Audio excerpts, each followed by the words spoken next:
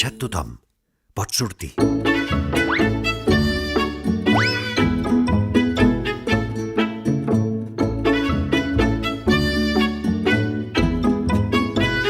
Sembla que en Pliny ha trobat alguna cosa.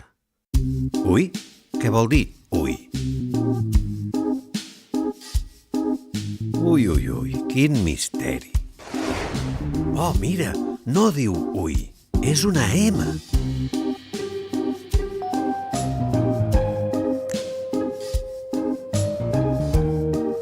Aquest cartell està estripat i sembla que el tros hi encaixa.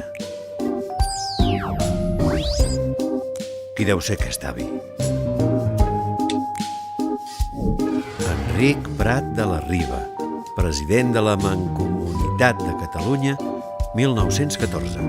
Esclar, la lletra M és la inicial de Mancomunitat. Renoi, quina parauleta!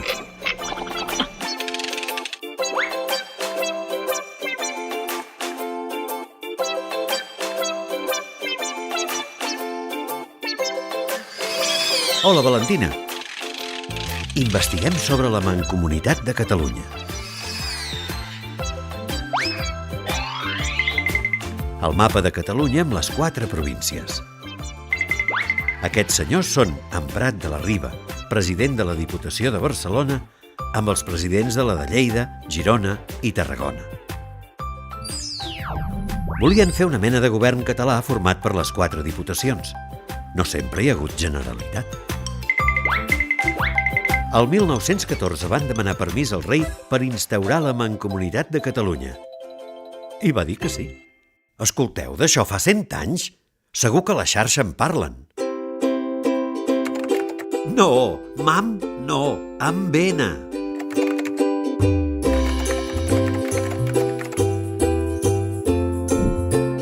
Van fundar l'Escola d'Infermeres.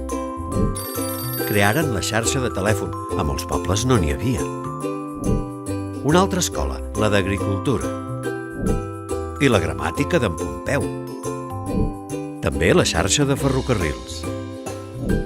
Van dibuixar els mapes del territori.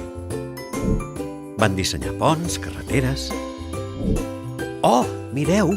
També van crear la xarxa de biblioteques populars. Això és casa vostra.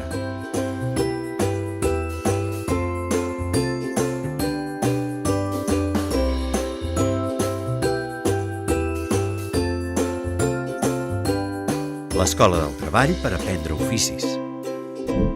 La maternitat. El Museu d'Art. I el d'Arqueologia. Ja està? Van fer totes aquestes coses en només 11 anys. Perquè el 1925, en plena dictadura, el general Primo de Rivera va dissoldre definitivament la Mancomunitat.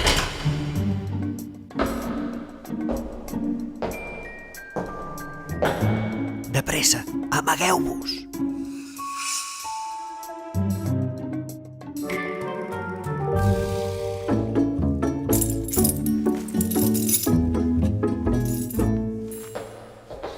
Uf, quin ensurt!